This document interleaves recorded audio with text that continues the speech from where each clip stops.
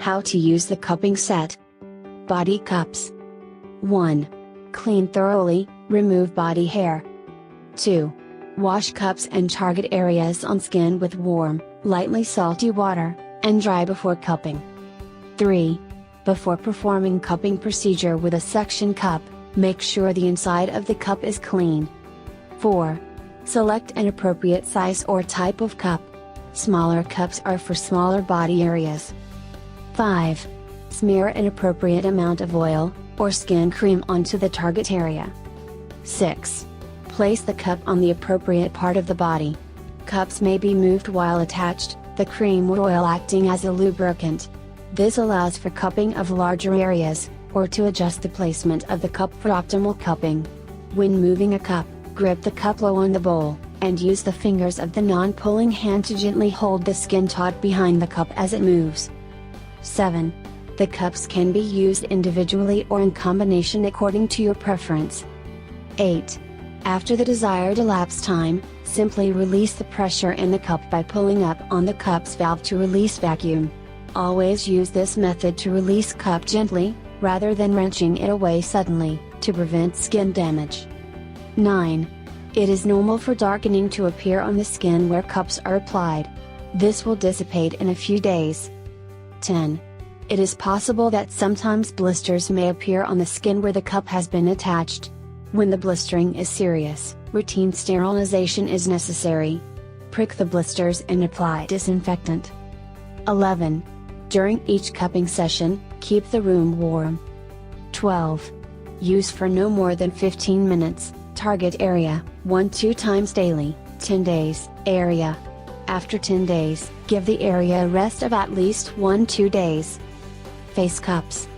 2 minutes cupping before makeup in the morning or 2 minutes cupping before sleeping. 1.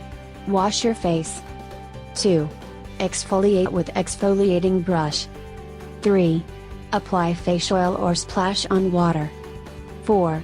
Place suction cup on your face and squeeze to initiate suction. I recommend using this kit. 5. Move the suction cup around problem areas. Use large cup on your forehead, crow's feet, jaw, and cheeks. Use the small cup under eyes and eyebrows, on the nose and T-zone, and around your mouth. 6. Wash oil off with cold water, then splash your face with warm water to reopen pores. 7.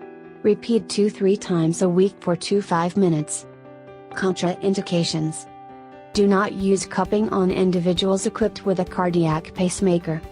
Do not apply cupping to subjects who are tired or hungry. Do not apply cupping on swollen, bruised or ulcerated skin. The following should receive cupping only on the advice of a physician. Individuals with hemophilia, thrombocytopenia or other diseases which may cause bleeding. Pregnant women. Individuals with allergic skin reactions. Cautions. If subject experiences dizziness or fainting during cupping, stop application immediately, give subject fluids and rest. Limit application to 15 minutes. For those with tender skin, lessen the cupping time to avoid blistering the skin. If any blistering or infection occurs during, after cupping, ensure proper first aid and/or medical attention as appropriate. Discoloration of the skin after cupping is normal. It will disappear after a few days. Care and storage. Keep cups away from sources of high heat. For cups equipped with magnetic points, keep them at least a foot away from products easily affected by magnetism, such as electronic equipment, watches, etc. Cupping results can be spectacular. Someone who is getting a cold or having difficulty breathing may find that the cold doesn't develop or that their breathing is much easier. They sleep better and recover faster. Over sore joints, the pain eases.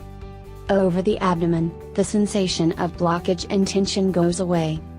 Over the face, it can help clear sinuses and headaches. If you are doing it on the face, you must use small diameter cups and apply lower suction because all the suction is applied over a small area. Otherwise you will cause and bruising. You have been warned. Where and when not to use cupping. Cupping is a wonderful therapy, safely used for thousands of years by people the world over. That doesn't mean that there are no contraindications. The main ones are: during pregnancy, anywhere over the abdomen, but it is usually safe to cup over the lower back until the 6th month. Where hemorrhage has occurred or is suspected, wherever it occurs in the body, this would include very heavy ongoing menses, over burns or sunburns, over open wounds, over trauma e.g. bruising or fractures. Where very frail, exhausted or lethargic, only use mild cupping and for short periods. Where taking anticoagulant drugs and you are bleeding a point, monitor the cupping regularly to ensure there is no major loss of blood, 100 ml maximum,